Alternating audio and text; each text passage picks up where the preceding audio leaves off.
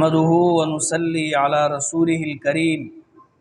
اما بعد فاعوذ بالله من الشيطان الرجيم بسم الله الرحمن الرحيم تبارك الذي نزل الفرقان على عبده ليكون للعالمين نذيرا۔ ہر قسم کی حمد و ثنا اللہ رب العالمین کے لیے ہے، اور درود و سلام ہو امام الاولین والآخرین خاتم النبیین جناب محمد الرسول اللہ صلی اللہ علیہ وسلم کی ذات اقدس پر۔ الحمدللہ شروع رمضان سے قرآن کریم جو تراویح کی صورت میں پڑھا جا رہا ہے اس کا مختصراً خلاصہ بیان ہو رہا ہے۔ آج سورہ فرقان اور اس کے بعد والی کچھ صورتیں بیان ہوں گی۔ اللہ نے اس سورہ مبارکہ میں فرمایا ہے بابرکت ہے وہ ذات جس نے حق و باطل کا فرق کرنے والی کتاب نازل کی۔ یعنی اگر کسی نے یہ دیکھنا ہو کہ گمراہی کیا ہے، شرک کیا ہے، بدعت کیا ہوتی ہے، غلط کام کیا ہوتا ہے، تو وہ قرآن اس کو بتا دے گا، اور اچھے کاموں کی فہرست بھی قرآن کریم میں موجود ہے۔ فرمایا یہ حق و باطل میں فرق کرنے والی کتاب نازل کی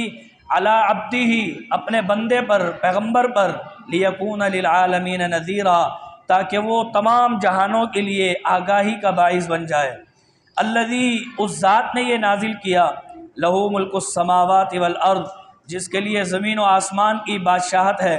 ولم یتخذ ولدا، اس کی کوئی اولاد نہیں ہے، ولم یکن لہ شریک فی الملک، اس کی بادشاہت میں کوئی شریک بھی نہیں ہے، وخلق کل شیء فقدرہ تقدیرا، اس نے ہر چیز کو پیدا کیا ہے اور ٹھیک ٹھیک اندازہ لگایا ہے۔ پھر اس سورہ مبارکہ میں اللہ تعالیٰ نے مشرکوں کو جھنجھوڑا ہے کہ وہ جن کی عبادت، جن کی پرستش کرتے ہیں، اللہ فرماتا ہے وہ معبود لا یخلقون شیئا، کچھ بھی پیدا نہیں کر سکتے، وہم یخلقون، حالانکہ وہ تو خود پیدا کیے گئے ہیں، ولا یملکون لانفسہم ضرا ولا نفعا، وہ کسی قسم کا کوئی نفع نقصان کا مالک نہیں ہے، ولا یملکون موتا ولا حیاتا، نہ کسی کو موت اور زندگی دے سکتے ہیں، ولا نشورا، اور نہ ہی وہ کسی کو اٹھا سکتے ہیں۔ پھر اس کے بعد اللہ تعالیٰ نے مشرکین کے اعتراض کا ذکر کیا ہے کہ مشرکین کہا کرتے تھے کہ نعوذ باللہ پیغمبر علیہ السلام جو یہ قرآن پڑھ رہے ہیں یہ خود انہوں نے گھڑ لیا ہے۔ کہتے تھے کہ یہ پرانی کہانیاں ہیں، اساطیرون الاولین، یہ پرانے لوگوں کی کہانیاں ہیں، اکتتبہا، یہ اس پیغمبر نے نعوذ باللہ لکھی ہوئی ہے، فہی تملی علیہ بکرۃ واصیلا، اب یہ صبح شام تمہیں املا کراتا رہتا ہے، تمہیں بتاتا رہتا ہے۔ قل، اے پیغمبر کہہ دیں، انزلہ الذی یعلم السر فی السماوات والارض، یہ میں اپنی طرف سے نہیں لایا بلکہ یہ اس ذات نے نازل کیا ہے جو ہر قسم کے پوشیدہ رازوں کو بھی جانتا ہے، آسمان و زمین کے، اور بے شک وہی غفور الرحیم ہے۔ پھر اللہ تعالیٰ فرماتا ہے ان مشرکین کا اعتراض یہ تھا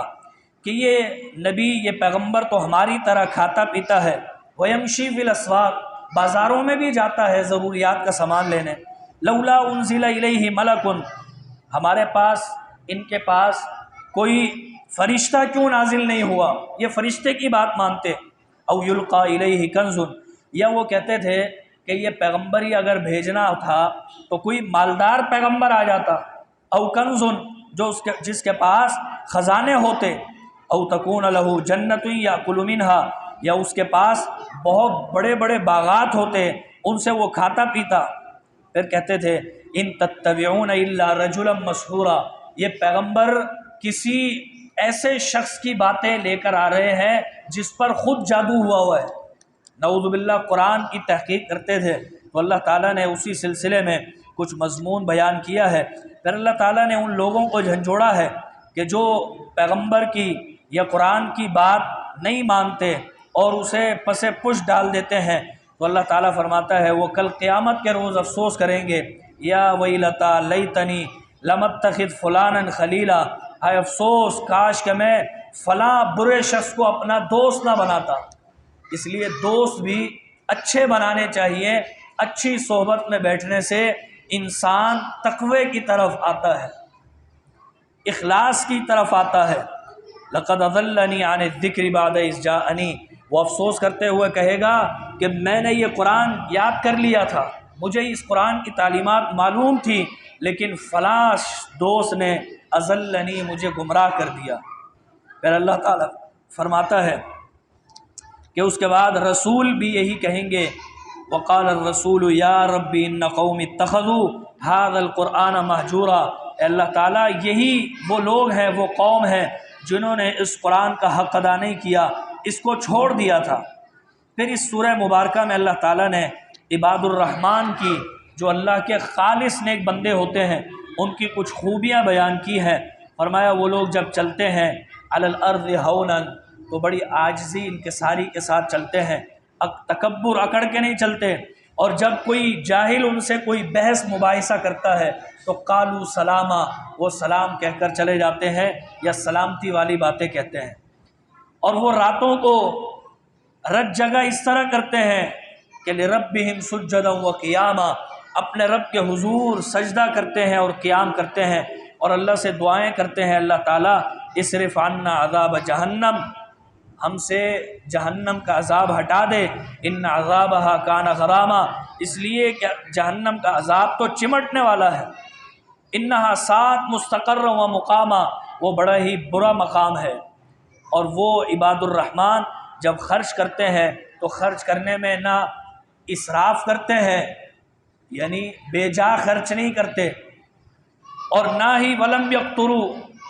کنجوسی دکھاتے ہیں، وَكَانَ بَيْنَ ذَلِكَ قَوَامًا، بلکہ جہاں ضرورت ہوتی ہے درمیانہ روی کے ساتھ خرچ کرتے ہیں۔ اور وہ لوگ عباد الرحمن اللہ کے علاوہ کسی اور کی عبادت نہیں کرتے، کسی کو ناحق قتل نہیں کرتے، اور نہ ہی زنا کرتے ہیں۔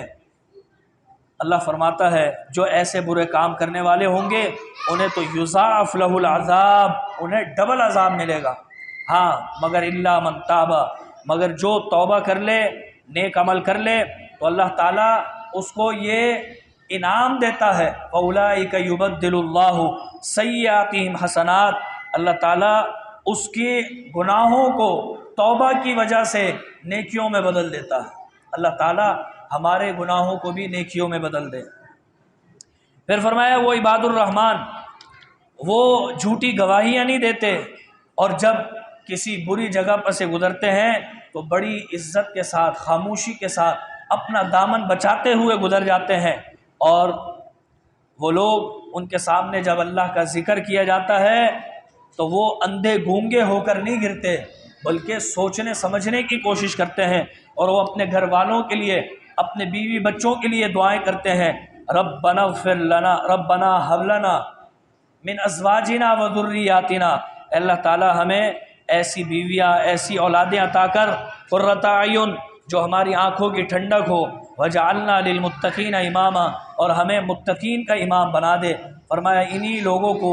جنت میں بالا خانے، بلند مقامات دیے جائیں گے، اور ان کے لیے بہت تحیتاً، تحیہ کہتے ہیں گفٹ کو، بڑے بہترین گفٹ ہوں گے ان کے لیے، خالدین فیہا، وہ اس جنت میں ہمیشہ رہیں گے۔ پھر اس کے بعد سورہ شعراء میں اللہ تعالیٰ نے کچھ اقوام کا اور پیغمبروں کا ذکر کیا ہے، اور ان کے کچھ واقعات بیان کرے ہیں جو سبق آموز ہیں۔ موسیٰ علیہ السلام کا ذکر کیا کہ ان کے سامنے کس طرح فرعون نے جادوگروں کو بلا لیا تھا، اور جادوگروں نے آ کر جب موسیٰ علیہ السلام کے سامنے وہ رسیاں پھینکی تو ایسا محسوس ہوتا تھا کہ جیسے یہ رسیاں سانپ بن گئے ہیں۔ تو اللہ تعالیٰ نے بھی پیغمبر علیہ السلام کو، سیدنا موسیٰ کو اپنے عصا میں معجزہ دیا تھا۔ انہوں نے جب وہ معجزہ، وہ عصا پھینکا، فَإِذَا هِيَ تَلْقَفُ مَا يَأْفِكُونَ، تو وہ ان جادوگروں کی ساری رسیوں کو کھا گیا، نگل گیا۔ یہ دیکھ کر فَأُلْقِيَ السَّحَرَةُ ساجدین، وہ سارے جادوگر سجدے میں گر گئے، کہنے لگے ہم اللہ پر ایمان لاتے ہیں، رب موسیٰ و ہارون، جو موسیٰ و ہارون کا رب ہے۔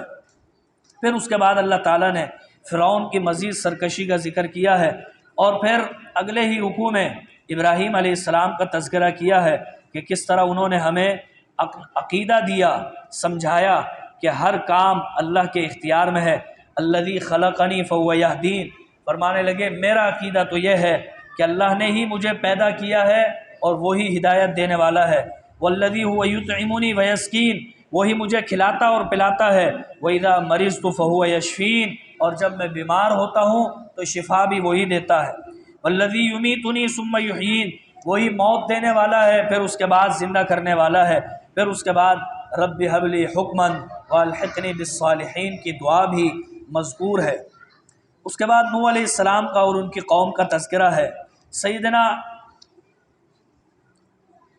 ہود علیہ السلام کا اور ان کی قوم عاد کا ذکر ہے، صالح علیہ السلام اور ان کی قوم سمود کا ذکر ہے، قوم لوط کا ذکر ہے، اصحاب الایکہ کا ذکر ہے، اور اس طرح بہت سی باتیں کرنے کے بعد اللہ تعالیٰ نے دوبارہ یہاں پر عقیدے کی بات کی ہے۔ فرمایا